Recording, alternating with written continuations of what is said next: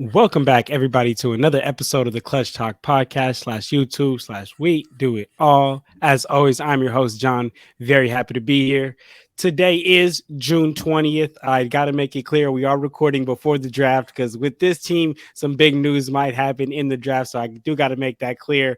But now that's out the way, let me go ahead and intro a really special guest that we got on the show here today. Was looking for a Miami Heat advocate, looking for a special Miami Heat fan. So came across my guy Royal from the sports from the Basement Sports podcast. My guy, how you doing? I'm doing well, man. How are you? Doing good, doing good. Happy to have you on the show, man. Needed a good Miami Heat fan to just chop it up here. And as you see with the name, we see that big Damian Lillard advocate over here, right? Absolutely, man. Absolutely. Anything that can improve my team's chances of winning the championship, I'm all behind it. And Dame Lillard is that avenue for as long as he is that avenue. Yes, sir, man. Yes, sir. I'm right there with you. But let's go ahead and get into it, man. For the family out there, make sure to check out all the Royals content. Everything's going to be linked in the description down below. All of social media pages, podcast, YouTube, everything will be linked in the description down below. Make sure to get at my guy. But let's go ahead and jump straight into it. So, look, my guy, I mean, the Heat finished the season 44-38, finished as the eighth seed. Ended up losing to the Hawks in that first playing game and then beat the Bulls in the second playing game to secure the eighth seed. Made history by upsetting the Bucks in 5, beat the Knicks in 6, beat the Celtics in 7, lost to the Nuggets in 5 in the NBA Finals. So my question to you is, as a Miami Heat fan, how do you feel about the year? Well, I think any logical fan would take the results of this season, where you ended up in the NBA Finals. You know what I mean? You went up against a clearly superior team, a team that a lot of other people would have struggled with. You take that result, how far you made it. But I'm not your everyday fan. I want them to blow this roster up because even though that playoff run was amazing for us all, the regular season tortured us more than most. And it's primarily because they decided to run it back with most of the same roster that they did from the previous year. And the regular season was as turbulent as the record suggests. It was a bunch of up and down, you playing down to the level of your competition, playing up to the level of your competition. And for us, we didn't know what type of team we would be even seeing going into the playoff series against Milwaukee. We had, like you said, we lost to Atlanta in a play-in game as a higher seed, and we were 3 minutes away from losing the game in Chicago. And it took an absolutely mind-blowing performance from Max Strus in order for us to win that game. And then we got contributions from several different people. So we were on the edge of our seats throughout the entire playoff run because we never knew which team would show up. And fortunately for us, we kept getting a very good version of our team. And in the NBA Finals, I think all of that caught up with us. And there was just like a lack of talent. So if I had to give it a letter grade, the regular season is an F. In the playoffs were an absolute A. And so I think you got to meet somewhere in the middle and just give the whole season a C. Despite where we finished, I understand full well that changes need to be made in order for us to either make it to that same level or go beyond it. Yeah, I'm right there with you. I think that's a great regular season grade, and then great playoff grade as well. To be honest, because in the regular season, this team was bottom of the league in a lot of categories: shooting, catch shooting, playmaking. Really, a lot of categories they were bottom of the league, and then come playoffs, they just stepped it up. And the players that the coaching, see that's the thing. I will say Eric Spoelstra is hands down, in my opinion, the best coach in the NBA, and that's the difference between regular season and playoffs. And coaching really plays a factor. And you could see that the Miami Heat, of course, they were a much less superior team than the Denver Nuggets, but yet still the Miami Heat were still able to get a game from the Denver Nuggets. And I think that's all due to Eric Spoelstra's amazing coaching, right? Because the Lakers in a similar situation, I think they're also a worse team than the Denver Nuggets. Darvin Ham isn't nearly as good as a coach as Eric Spoelstra, and they got swept. I think that's absolutely unacceptable. You could not get one game. I think that's coaching problems, in my opinion. So, absolutely, I agree with your premise. Spo is hands down the best coach in the NBA. Darvin Ham's a solid coach. I know it's his first year, but he had a good season, all things considered. But no, comparing him to Spo would just be out of the way. For a lot of us Heat fans, we consider Spo as big an asset to this team as some of the players. So, people like to rank them Jimmy Butler, Bam Adebayo. Spo is right in that group in terms of importance for our roster because of all the things that you mentioned. And for us who've been Heat fans for long enough, we were here before Spo, and so we've walked this journey with Spo from him having trouble with things like roster construction or like lineups and clock management and things. So to see his evolution has been especially rewarding for us. But yeah, like Spo is one of those things that like we have to have. He's like the secret sauce to getting these guys that we have. I know we're probably going to get into like the sheer number of undrafted players that we go into war with, but Spo is a key component in getting those guys to a level where we can compete with teams that are in most cases even more talented than we are. Yeah, I'm right there with you, man. Shout out Spo, one of the greatest coaches in NBA history. But I'll be real, brother. So I'm not gonna lie, like I'm not the type to do like the what ifs and whatnot. But in the Miami Heat situation, they did lose the third option, first round of the playoffs.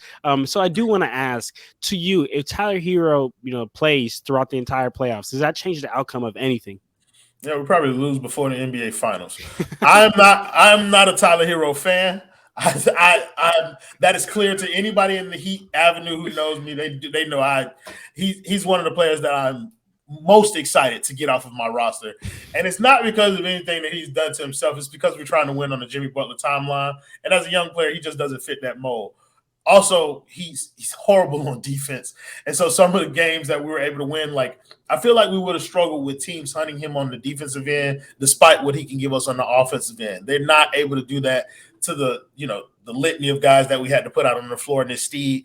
But yeah, Tyler Hero has a way of stagnating our offense as well. The ball tends to stick a little more when Tyler Hero's in the game. He takes a couple of more dribbles to try and find his offense. He's heavily reliant on Bam screens, as are a lot of players on our team. But like he's one of those players who people look at as kind of like a 3-level scorer and kind of ignore the circumstances that go into that. Bam screens for him a lot, and oftentimes like his skill set doesn't quite live up to what we need him to be in the moment. We need Tyler Hero to be our best all-around perimeter offensive player, and from night to night, that role changes between he and undrafted players. So I'm not the biggest Tyler Hero fan. I'm not going to say if we had him. Would he have helped in that Denver series? Of course, because they play an extreme drop with Nikola Jokic, and he's a mid-range jump shooter, and you would take that from him. But other series, the New York Knicks series, I'm not sure if they wouldn't have took advantage of him being on the court because RJ Barrett has routinely abused him when they've played against each other. The Milwaukee series, I'm sure they could have found avenues to score easier buckets. And even Boston, like all of those series, I have seen what those teams do to Tyler Hero. And so I'm not going to make it as simple as if we had Tyler Hero, we win the championship. Would he have helped? Of course, but it's not an absolute that he helps us in a way that gets us a ring this year. That was one of the greatest answers. I said, what would change if Tyler Hero's out there? You said we would have lost before the NBA Finals. That is a great answer, man. Bro, I am not on that man's bandwagon. He has an absurd fan base down here. There are a bunch of people who swear by him, and I go to war with them every day on Twitter because I am not having it. Man, come on, Tyler. Come on, man. But all right, so we know we got your opinion on Tyler Hero, and that's a great point for us to transition to the offseason because Tyler Hero is going to be a big piece that you guys can either move or keep in the offseason. I clearly see, your direction. You're definitely saying move. But so then that leads into my next question to you, and that is to you. Let's say, that Eric Spoelstra, let's say that Pat Riley walked through that door right now and said, Royal, we need your help. Can you tell us what is the number one thing we're going to do going into the offseason? What's number one priority? Everything on this roster outside of Jimmy and Bam Adebayo need to be in Portland at the beginning of next season and go get Dame Lillard. That is the cost that I'm willing to pay for him, for somebody of his talent. One of the things that we've seen routinely with this roster, the core of Jimmy and Bam, is that the offense tends to stall at times, and we have trouble scoring. And so I want the best alpha scorer that there is out there on the market, and right now that's Damian Lillard. And I don't think that there's a cost that should be spared to that end. Like a lot of people are concerned about the price that we'd have to pay for Damian Lillard, the number of number one picks, the players on this roster. Trade them all Those picks are 8th graders, and I do not care about somebody who has first period next year at this present moment. I want Dame Lillard. So if they come here and ask me, they are going to Portland, getting on the phone today and going to get Dame Lillard tomorrow. Like that's it. Damn. Okay. So then, because I'm not gonna lie, like I had like a whole like not monologue, but I guess a whole like little plan as to like, all right, what's number one priority, what's this and that, and then you just give it to me. Try and like back me into a corner. Yeah. You're not getting the type of Heat fan that you was expecting. There are some people like Heat fandom has been given kind of like this glossy perception on Twitter, and there is a large majority of them that are like that. I am not that. I argue with them daily. Most of them hate my guts, and that is solely because I am not going with the conventional Heat culture system wisdom thing anymore. I'm not with it. Like I'm giving that a chance. Pat Riley, the whole legendary, he gets the whales and all that kind of stuff. That has not delivered me a championship in 10 years, and I want a championship. So now I'm off the reservation, bro. Okay. So to you, anybody on this roster is game besides Jimmy Butler and Bam Adebayo? They good to go? In a Dame Lillard trade, like in a Dame. In a Dame, yeah. Yeah. So like there are levels to this. You know what I'm saying? Yeah. There are players that I would prefer to keep. Like I would prefer to keep somebody like a Caleb Martin, who is one of the best value contracts that anybody can have in the NBA, making $9 million right now. Like if you can keep that on your roster for the production that he's giving you, like you take that because he can be helpful for a championship team. But Caleb Martin will not be the line in the sand for me going to get Dame Lillard. Tyler Hero, Tyler Hero, I would have threw Tyler Hero in several deals for players of a lower caliber than Dame Lillard. So he's absolutely going into some, this is a Tyler Hero hate episode right now. Listen, this has been treacherous. I've traded Tyler Hero in my mind for Colin Sexton. Okay, I've made it work for me. Okay. Man, Tyler Hero, don't listen to this episode, man. If you listen to this, his confidence is gonna be shot. But he knows my work. He knows my work by now. Like he knows. I'm pretty sure. Man, okay, but look, so I'm not gonna lie.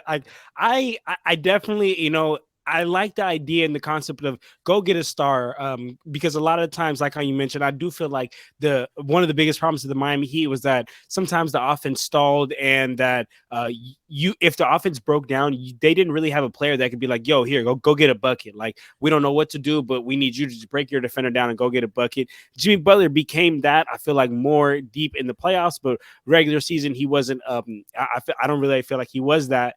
But what I do feel like was a big problem for the Miami Heat, and you could, you're of course Miami Heat advocate, so tell me if I'm wrong, but every time I watch the Miami Heat, especially in the playoffs, I just noticed this glaring hole in the middle. Like they're not big enough. They're like Bam Adebayo, in my opinion, great defender, but he's not meant to be a 5. He's meant to play the 4. And in a lot of the series, like Bam Adebayo was getting bullied, and I think that's right there. So to answer the question of number one priority going into the offseason, yes, like I do want Dame, but I fear that if you're gonna get Dame, you're not gonna be able to re-sign a lot of these players, like the Gabe Vincents, like the Max Strus. You're not gonna be able to re-sign a lot of these guys because you're gonna bring in Dame. You're gonna have so much money tied within Dame, Jimmy, and Bam, and I feel that you're going to have the same issue that you had this year. You're too small. When you face a team that's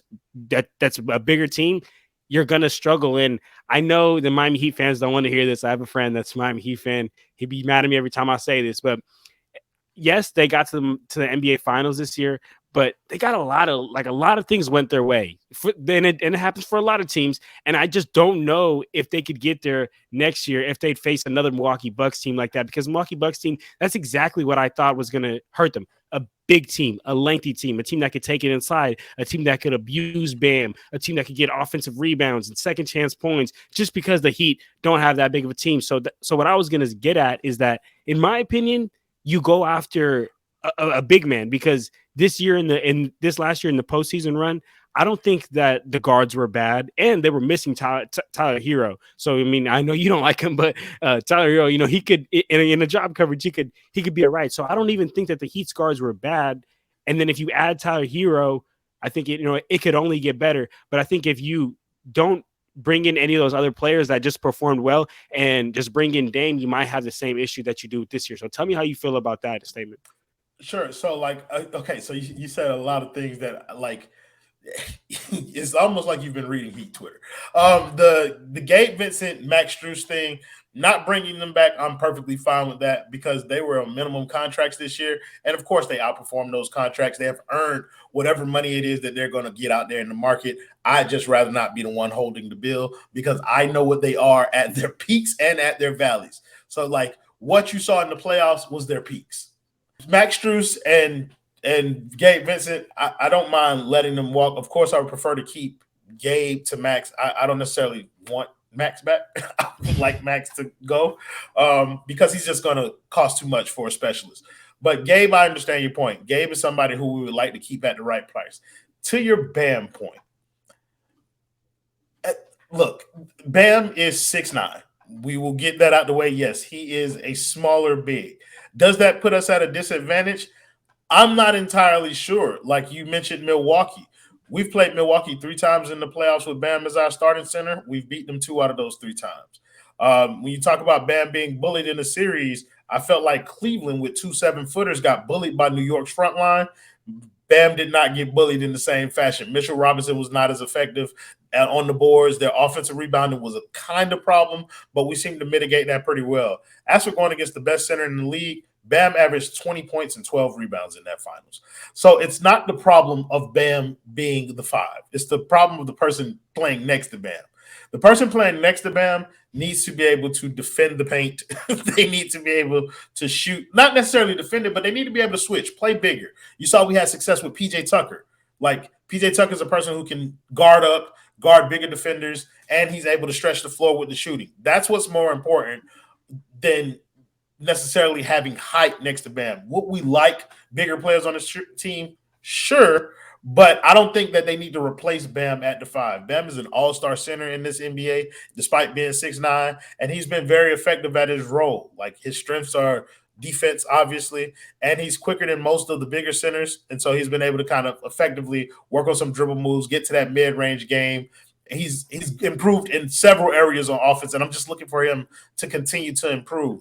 But the rebounding has been an issue.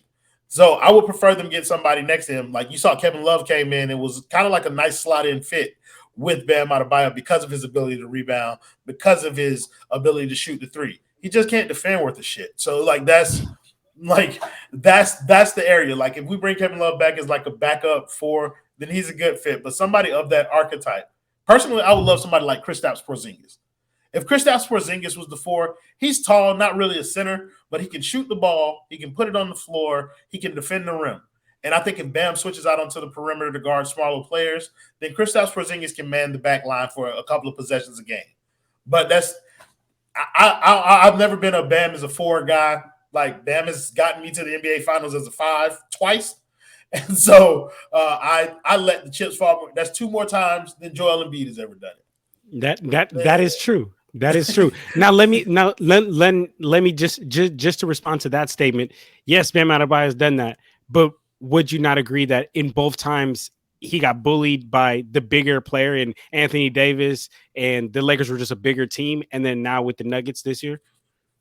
Sure, but I wouldn't put that more so on Bam. Like, you saw a lot of what the Nuggets were doing. They were getting their possessions off when Bam was on the perimeter, or he came up to the line to guard, Jokic. They had Aaron Gordon cutting backdoor against the smaller guys that we had on him. And that was the problem. The issue was that you had people like Max Strus and Gabe Vincent trying to hold Aaron Gordon on switches, and it's just not feasible for them to be able to do that. So that is where they found success. Of course, people will look at Jokic, but he was going to do whatever he was going to do against anybody. It doesn't matter. And I think Bam played him well. Like, to be honest with you, he made him work for all of his buckets. But I look at Bam playing somebody like a Joel Embiid, who I've seen him have success. Now, be it because of the strategy Miami uses. Miami tends to front Joel Embiid with Bam. They can't really get that entry pass in, and whenever they do, there's help coming very quickly to force Joel Embiid to make a decision. So there is that aids in it, but he guards Joel Embiid very well. There isn't a center one-on-one that I see Bam particularly struggle with outside of the Joker. And so, like, I'm never really worried about Bam and his individual matchups, more so as the players around Bam and how bigger lineups affect them. So Caleb Martin was our starting four for most of the season. You're not getting much rebound done with Caleb Martin as your second biggest player on the floor. Like, it's not a thing. So put somebody bigger, somebody a more capable rebounder, a more capable defender in terms of guarding up, and I think Bam is fine right where he is. Okay. So then in a realistic but ideal to Royal, who then at the start of next season do you want to see? Do you want to see somebody come in and slide in at the 5, then Bam go to the 4, or it sounds like you want Bam at the 5 and you want Kristaps at the 4? You want like a Christian Wood who's a free agent, Mason Plumlee, Andre Drummond? Like, who are you feeling ideally? Mason Plumlee and Andre Drummond, absolutely not. I would take them as backup bigs, not to play with Bam. I would take, if we're talking about bigs, then the Washington Wizards have 2 of them that I would like. I would like Kristaps Porzingis or Kyle Kuzma. If either one of those is playing next to Bam Adebayo, then we're good to go. I worry about our ability to attain Kristaps Porzingis at such a large number, or even Kyle Kuzma for that matter. But those 2 guys are kind of the archetype that I'm talking about. They can rebound, they can shoot, and to help split the floor on offense to make up for what Bam doesn't do on offense. And defensively, they both have the ability to guard up for small stretches of the game. That's all you really need next to Bam in order to make that dynamic work. And that player isn't necessarily expensive. I would have taken Bogdan Bogdanovic from because he's a tough guy and he can shoot and he has the ability to guard up too. Like, I would have taken somebody like him to help. But yeah, like I don't think we need like a center, a traditional somebody whose job it is to rebound and guard centers. We don't necessarily need that with Bam. Got you. All right, bet. Well, then what I we talked about the roster construction, talk a little bit about last season, and now going into the offseason, continue to talk a little bit more about that. He got some decisions to make as far as some free agents. They got some free agents that they either got to decide if they're going to bring back or if they're going to extend. So what I want to do is I want to play a quick game with you. It's called Priority or Luxury, where I'll tell you the player and if they're extension eligible or if they're just a free agent this season, and you tell me if they're a priority to bring back or if they're a luxury. That's cool with you? I got you. All right, so I know you already gave me the rundown of some of these players, but we'll go ahead and kick it off with Max Strus. Priority or luxury? Luxury. Get rid of him, actually. No, he needs to be on somebody else's team. That's what he is. That's the priority, right? To get him let another fan of another team actually whether he's a priority or a luxury on their roster. Oh, Gone is my answer. I bet. So we know Max Strus' answer. All right, what about Gabe Vincent? Gabe Vincent is a luxury for now, a priority if we miss out on Dame. Okay, I like that answer. What about Victor Oladipo? Luxury. He's never healthy. His knees are made of Swiss cheese. Okay, like, bro, meat falling off the bone, pulled pork out there. We are done with him. I've waited enough time for Victor Oladipo to rehab himself, get himself healthy. I love what he can contribute if he was ever to get healthy. But I'm tired of waiting on that. So I'm good with letting Vic go off, right off into the sunset of his Heat tenure. Like, luxury, absolutely. You know what's crazy is like I always say, like, if you're a fan of your own team, you're definitely your team's hardest critic, right? So like I'm the Lakers' hardest critic, you're the Heat's hardest critic. And the crazy thing is, all year long, from all my Heat fans, I've been hearing hate on Victor Oladipo, and I keep saying like, yo, like when he's out there, he contributes a lot, and he's a good backup point guard, sets up the offense, can score, can put the ball in the bucket and go get a bucket himself. Like I like him a lot. He's probably our best, like, actual perimeter, like, point of attack defender. Like, he's one of our 2-3 best perimeter defenders that we have on this roster. The problem again is health, and then the rehab from the health causes him to have games where the offense doesn't catch up to the defense, and that can put. And when you're in a position like the Heat, where you're constantly jostling for positioning in the standings, like, you don't have time to rehab him on the court to let him regain a rhythm, like. And that seems to be a current theme with him. Like, we keep having that, and so I just don't want to do it anymore. Man, come on, Vic, get healthy, Vic. I know Vic's an R&B singer too, so I know he got that player option, so he's going to accept the player option and end up back here until we trade his ass too. Like, we'll get him up out of here. Come on, Trey. Come on, let's get him out, man. But all right, so now let's talk about a player that's extension eligible, and that's Bam Adebayo. 2 years, 97 million. Priority or luxury? Priority. Yep. Bam should be here forever. Yep. I saw a report today that Portland's interested in Bam, and they can put together whatever package that they want. So I'm turning that shit down. I don't want it. I don't want nothing that you have to say about that player. He's a priority. He should be here for his entire career. Absolutely, the Heat are building around Bam, and absolutely that he's a priority in this extending him. And then now we're gonna get into some players who are a little bit more, younger pieces. Let me know how you feel about him. Orlando Robinson, how you feel about him? He's not a priority or a luxury. He's a detriment. That's what he is. He's terrible. He's a traffic cone. He's a traffic cone on defense. I'm good. I'm out. All right. Now I'm right there with you, actually. Sure. Kevin Love. How do you feel about Kevin Love? Priority or luxury? I like Kevin Love. I think he should be a priority. He came into our locker room, kind of changed the environment, gave us a little something new. On the court, he's cooked most of the time, but I just kind of like the professionalism, the basketball IQ when he is out there. He's giving it what he has, and even though that ain't much, I can take that from a player that smart and that decorated. Like, he has something to offer this team, so I'll bring him back.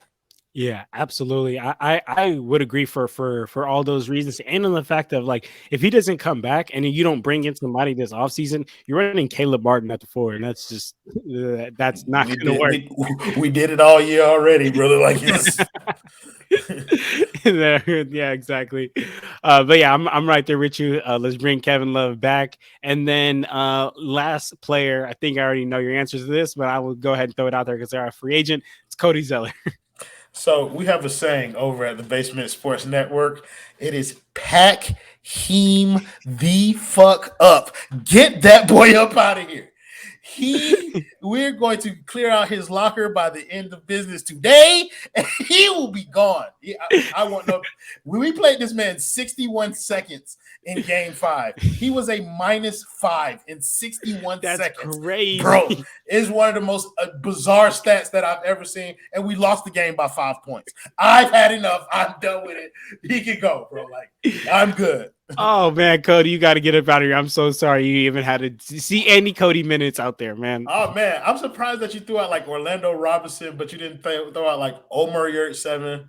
I was gonna get Jamal Cain as well. Yeah. Jamal Cain will be here. I like Jamal Cain like as a developmental project, but he needs to be at the end of the bench, not playing any actual NBA minutes. Yeah, but Omer Yurtseven can go. What's the other? You got any other players on the list? Yeah, that's all I got. Yeah, I just had. You didn't get to Kyle Lowry. You really want to bring back Kyle Lowry? Hell no, I don't. I just thought you would ask, so I can go ahead and get some slander off one time. Give me your thoughts on Kyle Lowry. Talk to me. He's fat. That's number one. Our biggest moment from this year is we made a parody of the Burger King video, the Whopper video, and made it about Kyle Lowry. When you get an opportunity, like, scroll through and check it out. It's one of the funniest videos of all time. But we've all hated Kyle Lowry. I think that's way too much money to pay somebody who came here and essentially stole money from us. Like, that's what he did. He didn't deliver anything that, like, we were expecting from him.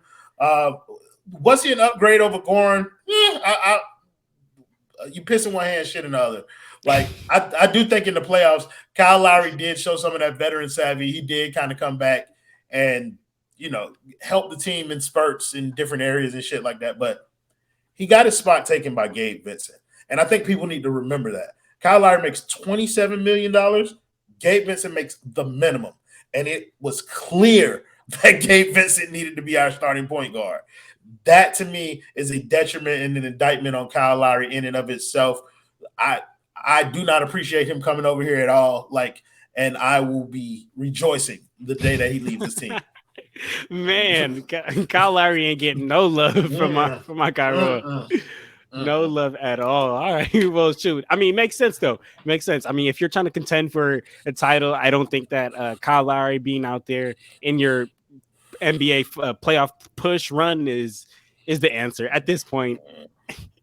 It's just not it, man. But all right, my guys. So look, we talked about a lot. We talked about some off-season decisions, talked about some roster construction things from last season, and now last thing I got to know before I get you out of here is, could you give me a word or a phrase to describe how you felt about this last season that just happened, and then give me another word, another phrase, describe how you feeling about this upcoming season coming up.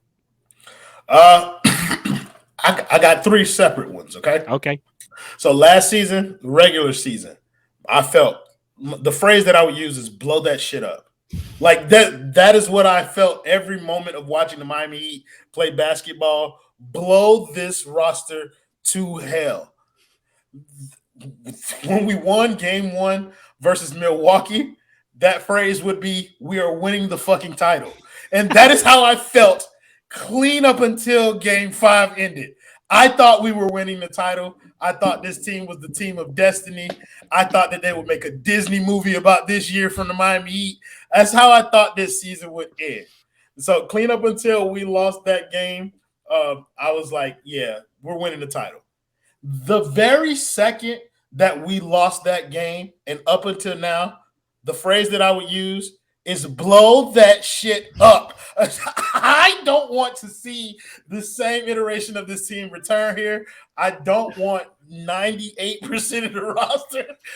If I could start over with just Jimmy and Bam, then let's do that. Let's hit a reset. Let's try and build around those guys one more time and see if we can get us a ring out of this Jimmy build. But like, other than that, bro, like, I'm excited because we have a lot of options open to us, even after we missed out on Bradley Beal, which we didn't talk about. But like, that was talk to me about that real quick. Talk to me about that. As a matter of fact, so that is true. I forgot about that. There are conflicting reports. There are things that saying that Bradley Beal had the no trade clause. Some are saying that he chose Phoenix.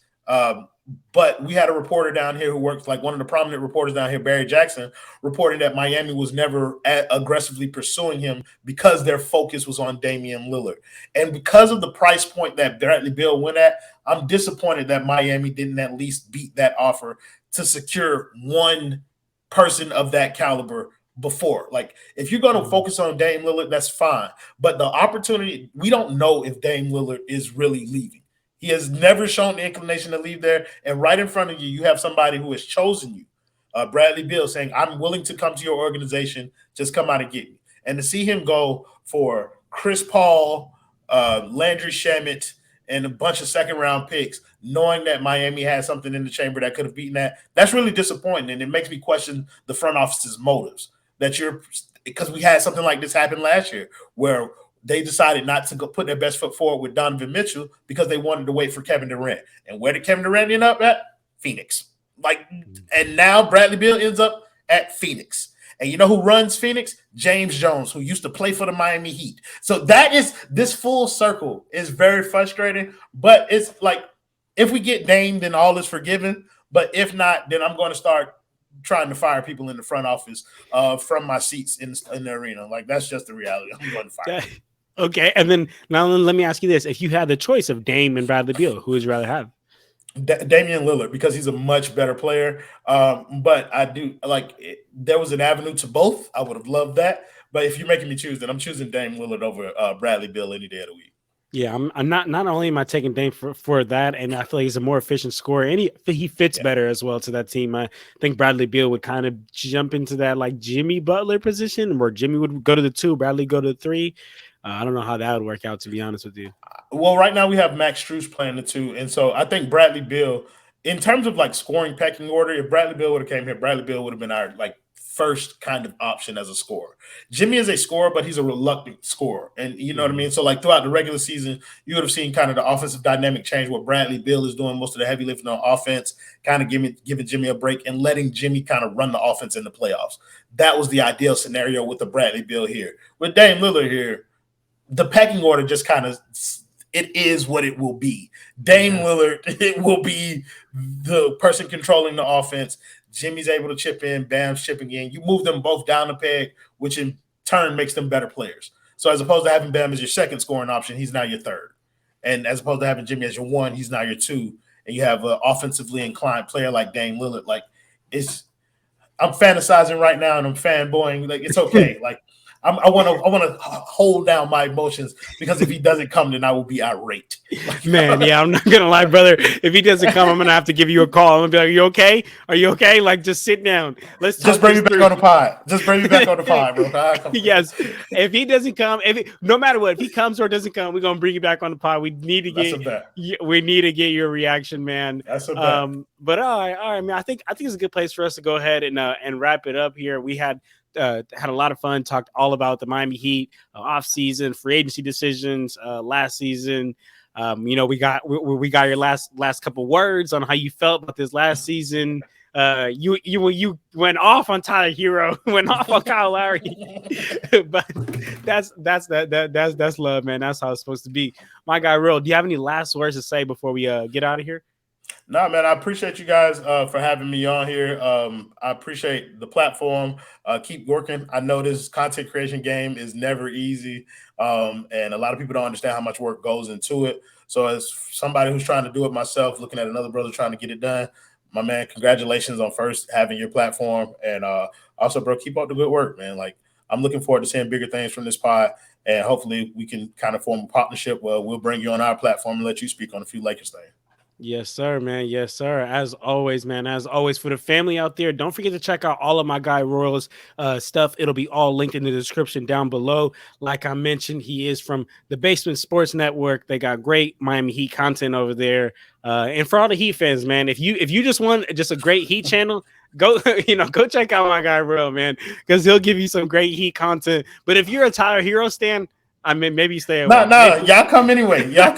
We appreciate everybody. We let everybody we have Tyler Hero stands on our network, by the way. Okay. Like it's one of our founding principles is like we don't want any one opinion to dominate our network. So we have people with different opinions. There are Tyler Hero stands, and there's never like a consensus there. And that is what makes our show fun. And that's what makes our network enjoyable for people is that you can find sometimes where we're all going to be uniform in an opinion. And then most of the time it's just utter chaos of people arguing like their points. So it's really fun, bro. If you guys get a chance to stop by, make sure you do that. Yes, sir, man. That's how the sports show is supposed to be, man. So, like I said, everybody, make sure you go check out my guy Royal. For the family out there, make sure you like, comment, subscribe, and stay tuned, man, because once Dame goes to the Heat, we bring Royal back home, man. but if that's it, then we out of here, y'all. Clutch Talk out.